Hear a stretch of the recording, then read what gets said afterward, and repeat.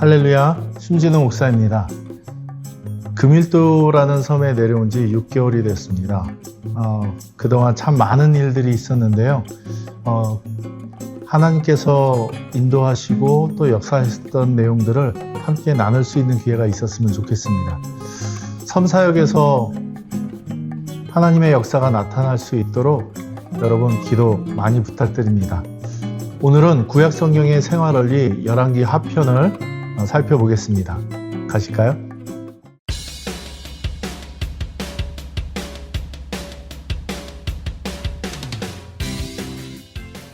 열왕기 하 속에 나타난 생활원리는 이렇게 정의할 수 있습니다.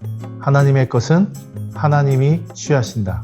사람은 자신의 느낌이나 생각에 쉽게 속습니다.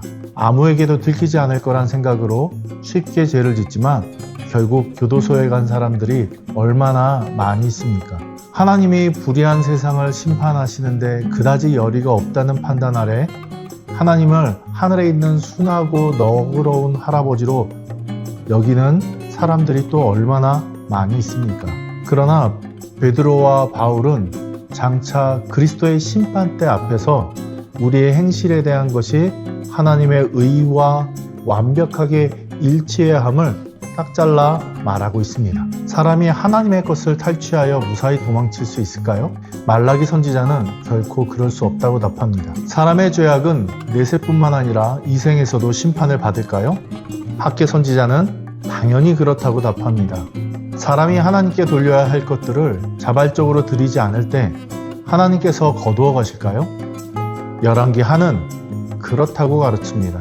그러나 하나님께서 강요가 아닌 매우 강력한 권고를 통해 우리로 하여금 순종하도록 하십니다. 하나님이 요나에게 니느웨에 가서 말씀을 전하라고 강요하셨나요? 그렇지 않습니다. 요나에게 선택의 자유가 있었습니다. 그러나 요나가 올바른 결정을 내리기를 꺼려할 때 하나님은 그가 올바른 대답을 할 수 있도록 사흘 밤낮을 가두어 두셨습니다. 열왕기 하에서 북이스라엘과 남유다 두 왕국 백성은 포로가 됩니다. 먼저 북이스라엘을 살펴볼까요? 여로보암이 반역하여 통일왕국에서 탈퇴한 후 총 18명의 왕들이 북쪽 10지파를 다스렸습니다. 여로보암은 북이스라엘 백성들이 예배드리기 위해 남유다 예루살렘을 방문할 경우 국론이 분열될 것을 우려하여 예루살렘 순례를 금지합니다.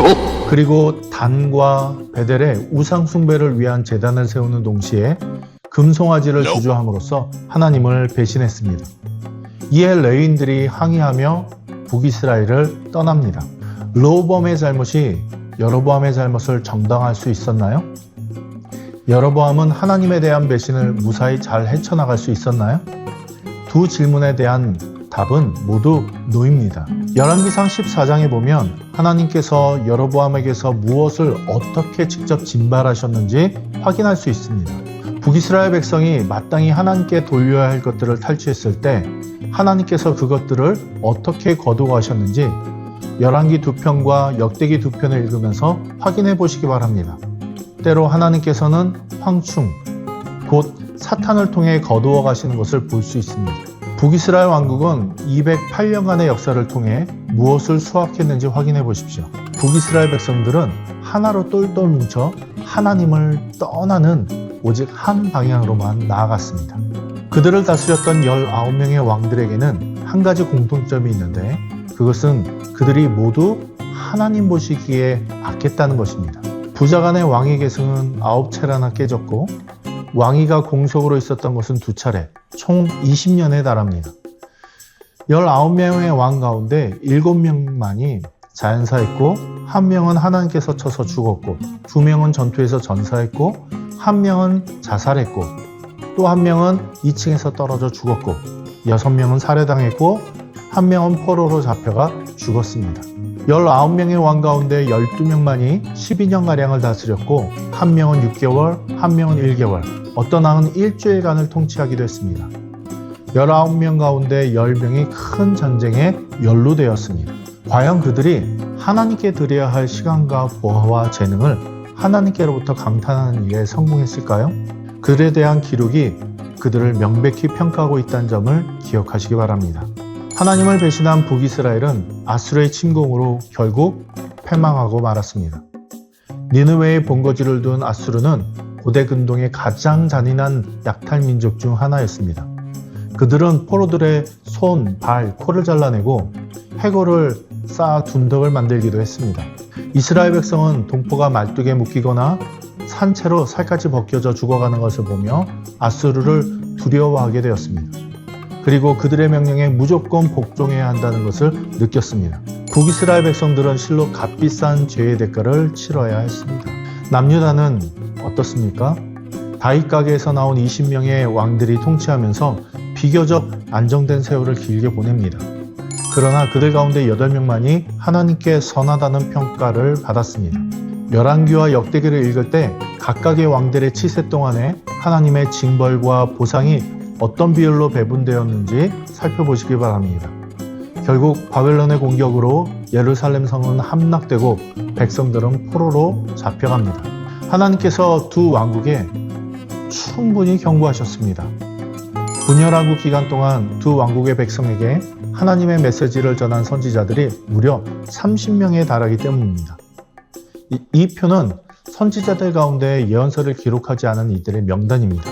이 많은 선지자들은 하나님께서 회개하면 용서하신다는 메시지를 계속해서 외치는 한편 회개하지 않을 때 맞게 될 정반대의 결과에 대해서도 상세히 선포했습니다. 그런데 왜 하나님께서는 유다 백성이 바벨론 포로로 지내야 할 횟수를 70년으로 정하셨을까요? 단지 예레미야의 예언을 이루기 위해서였을까요? 아니면 남유다 백성들이 어떤 죄를 범했기 때문에 그 죄가가 70년의 형벌을 불러온 것일까요? 그 대답은 역대하 36장 20절과 21절에서 찾을 수 있습니다. 말씀을 보면 이 땅에 황무해져서 70년 동안 누리지 못한 안식을 하나님께서 다시 찾아 누리게 되었다고 말하고 있습니다. 하나님이 백성들이 약속의 땅에서 안식해야 할 82년에 넘는 시간을 모두 따져서 그들의 형벌 기간을 70년으로 정하셨다는 뜻입니다. 그들은 땅과 사람을 7년마다 하루씩, 7년마다 한 해씩, 50년마다 하나씩 안식일, 안식년, 희년 이렇게 쉬게 해야만 했습니다. 그것을 대대로 지키지 않았습니다. 아마 그들은 하나님의 명령을 어겨도 별탈 없이 지낼 수 있으리라고 생각한 모양입니다. 유대민족은 하나님께서 명하신 안식을 전국적으로 범하기 시작했습니다. 하늘이 침묵하는 것처럼 느껴졌을 때 그들의 걱정과 불안감은 사라졌겠죠. 오늘날 기독교 신앙을 조롱하는 이들과 마찬가지로 유대민족은 하나님의 오랜 참으심과 묵인을 혼동하는 오류를 범하고 말았습니다. 하나님이 그들을 참아주신 까닭은 단 한 사람이라도 멸망하지 않고 회개하기를 바라셨기 때문입니다. 선하신 하나님께서 선지자들과 환경을 통해 그들을 오랫동안 책망하신 것은 그들을 회개의 자리로 이끌기 위해서였습니다. 하나님께서 유대민족의 빚을 정확히 계수해 오셨습니다. 그러다가 하나님께 바쳐야 할 안식을 착복한 그들의 빚이 축적되어서 70년의 세월로 갚아야 할 상태가 이르렀을 때 직접 거두셨습니다. 여러분은 매우 중대한 잘못을 저지르고도 큰 벌을 받지 않고 무사히 넘어갔다는 생각에 자족해하면서 아무 일도 없었던 것처럼 뻔뻔스러운 얼굴로 다닌 적은 없습니까? 그렇다면 하나님께서 모든 것을 보시고 또 모든 것을 기록하신다는 사실을 열왕기 하의 교훈을 통해 깨닫기 바랍니다. 하나님의 묵인이라고 느껴지는 잠깐의 시간 동안 하나님은 당신에게 회개할 기회를 주고자 하시고 인내하고 계신 겁니다. 그러나 하나님의 오래 참으심에도 한계가 있습니다.